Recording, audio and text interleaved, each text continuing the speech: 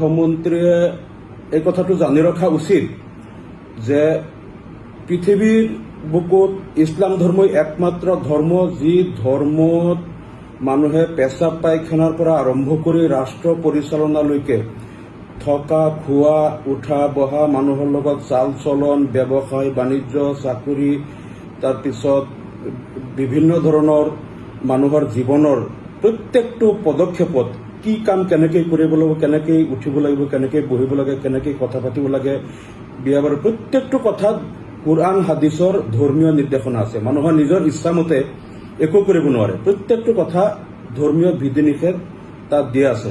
একমাত্ৰ ধৰ্ম ইছলাম। গতিকে এই ধৰ্মৰ এই নীতি নিয়মবিলাক কুৰআন হাদিছৰ আলোকত প্ৰত্যেকটো কথা মানুহে কেনেকৈ জীৱন ধাৰণ কৰিব, কেনেকৈ সমাজত শান্তি শৃংখলা আহিব, এই সকলোবিলাক কথা মাদ্ৰাছাত শিক্ষা দিয়া হয়। আৰু সমাজৰ পৰা 2-4জন লোক তেওঁলোক আলিম হিচাপে শিক্ষিত হৈ আহি বাকী মানুহক এই কথাবিলাক জনায় আৰু বাকী মানুহসকলে আলিমসকলৰ পৰা শিকি বুজি লয় কোনটো কাম কেনেকৈ কৰিব লাগে, ধৰ্মীয় ৰীতি নীতিবিলাক তেওঁলোকে আলিমৰ পৰা শিকি লয়। গতিকে মাদ্ৰাছাটো অপৰিহাৰ্য। ইছলাম ধৰ্মত মাদ্ৰাছা শিক্ষা আৰু ধৰ্মীয় শিক্ষাটো থাকিবই আৰু লাগিবই। আৰু এই যে মাদ্ৰাছা শিক্ষা আৰু কুৰাণৰ শিক্ষা বন্ধ কৰাৰ যিটো অপচেষ্টা, এইটো মুখ্যমন্ত্ৰী হিমন্ত বিশ্ব শৰ্মাই প্ৰথম আৰম্ভ কৰা নাই। এইটো 1000 বছৰ পূৰ্বে যেতিয়া কুৰআন অৱতীৰ্ণ হৈছিল আমাৰ নবী হজৰত মুহাম্মদ সাল্লাল্লাহু আলাইহি সাল্লামৰ ওপৰত, কুৰআন যেতিয়া নাজিল হৈছিল তেতিয়াই কিন্তু কুৰআনৰ শিক্ষা যাতে মানুহৰ ওচৰত যাব নোৱাৰে, কুৰআনৰ শিক্ষা বন্ধ কৰাৰ কাৰণে তেতিয়াই আবু জেহেল, উতবা, আবু লেহেব, সাইবা, তাৰপিছত ৱলিদ বিন মুগিৰা এনেকুৱা যিসকল নেতৃস্থানীয় তাৰ কুৰাইশসকল আছিল তেতিয়াই তেওঁলোকে কিন্তু এইটো সৰ্বাত্মক প্ৰচেষ্টা কৰিছিল যাতে এই কুৰআনৰ বাণীবিলাক মানুহৰ ওচৰলৈ যাব নোৱাৰে। আৰু সেইকাৰণে তেওঁলোকে কি কৰিছিল, আৰৱৰ প্ৰত্যেকজন মানুহৰ ওচৰত গৈ পেলাই কৈছিল যে মুহাম্মদ এজন পাগল হৈ গ'ল, তেওঁ যাদুকৰ, তেওঁৰ ওচৰত নাযাবা, তেওঁৰ কুৰআনৰ বাণী নুশুনিবা। আৰু আৰৱৰ বা অন্যান্য দেশৰ পৰা মক্কালৈ যিমান মানুহ আহিছিল সেই মানুহসকলৰ ওচৰত আগতীয়াকৈ তেওঁলোকে গৈ পেলাই কৈছিল যে তোমালোকে ইয়াত মুহাম্মদ নামৰ এজন মানুহ আছে, তেওঁৰ ওচৰত নাযাবা, তেওঁৰ কথা নুশুনিবা, তেওঁ যাদুকৰ হয়, আৰু তোমালোকে কাণত আঙ্গুলি দি ৰাখিবা তেওঁৰ ওচৰত গ'লে। কাৰণ এই কথাটো তেওঁলোকে জানিছিল যে যিজন মানুহে কুৰআনৰ কথাবিলাক শুনে তেওঁৱে ইছলাম ধৰ্ম গ্ৰহণ কৰে। কাৰণ এই কুৰআনৰ বাণীত ইয়াত যিটো মানৱ সভ্যতাৰ ইতিহাস, তাৰপিছত যিটো ইয়াত আছে ভূবিজ্ঞান, পদাৰ্থ বিজ্ঞান, নভোমণ্ডল, ভূমণ্ডল, সমুদ্ৰ বিজ্ঞান, তাৰপিছত জীৱ বিজ্ঞানৰ যিমান কথাবিলাক ইনফৰমেশ্যন দিয়া আছে, তাৰপিছতে ইহকাল, পৰকাল, মৃত্যু পৰৱৰ্তী জীৱন, জান্নাত জাহান্নামৰ যিবিলাক ইনফৰমেশ্যন কুরআনত দিয়া হৈছে, যোনেই শুনে তেওঁ জানে যে এই কথাবিলাক কোনো মানুহে সৃষ্টি কৰিব পৰা কথা নহয়।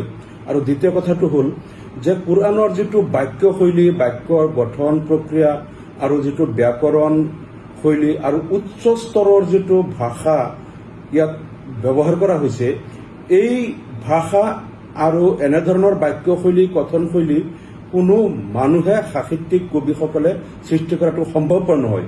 আৰু তাৰোপৰি হজৰত মুহাম্মদ সাল্লাল্লাহু আলাইহি সাল্লাম আছিল নিৰক্ষৰ, তেখেতে কোনোদিন আনুষ্ঠানিক লিখা পঢ়া কৰা নাই। গতিকে তেখেতৰ নিচিনা এজন মানুহৰ পক্ষে ইমান উচ্চ স্তৰৰ ভাষা আৰু সাহিত্য সম্ভাৰ থকা আৰু ইমান ধৰণৰ জ্ঞান সম্ভাৰ থকা মানুহে নজনা কথাবিলাক, বিভিন্ন বিষয়ৰ কথাবিলাক তেওঁৰ পক্ষে ৰচনা কৰা সম্ভৱ নহয়। এই কথাটো যোনেই শুনিছিল, এই সুললিত কুৰআন শুনিয়েই তেওঁ ইছলাম ধৰ্ম গ্ৰহণ কৰিছিল। আৰু এই কথাটো যেতিয়া আবু জেহেল, উতবা, সাইবাহঁতে গম পালে যে কুৰআনৰ কথা যোনেই শুনে তেওঁই ইছলাম ধৰ্ম গ্ৰহণ কৰে, সেইকাৰণে তেওঁলোকে সকলো মানুহক ওচৰত গৈ পেলাই কৈছিল যে তোমালোকে মুহাম্মদৰ কথা নুশুনিবা, তেওঁৰ ওচৰত নাযাবা।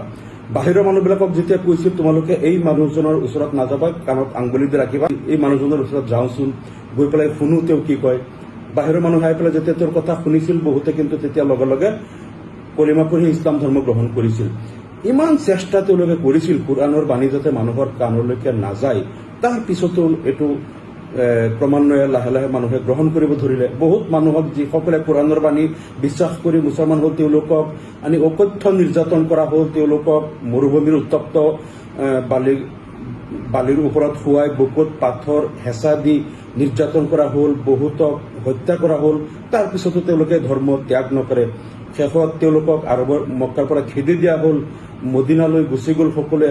তাৰপিছতো এটা সময়ত পাৰস্য সাম্ৰাজ্য আৰু ৰোমান সাম্ৰাজ্য তেতিয়া বিশ্বৰ দুটা ছুপাৰ পাৱাৰ আছিল, আটাইতকৈ পৰাশক্তি আছিল।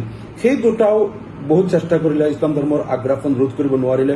এটা সময়ত গৈ সমগ্ৰ মধ্যপ্ৰাচ্য, মধ্য এছিয়া, দক্ষিণ এছিয়া, তাৰপিছত আফ্ৰিকা আৰু পূব ইউৰোপৰ প্ৰায় 2/3 পৃথিৱীৰ বুকুত কিন্তু এই কোৰআনৰ বাণী গৈ পালে আৰু মানুহে ইছলাম গ্ৰহণ কৰিলে।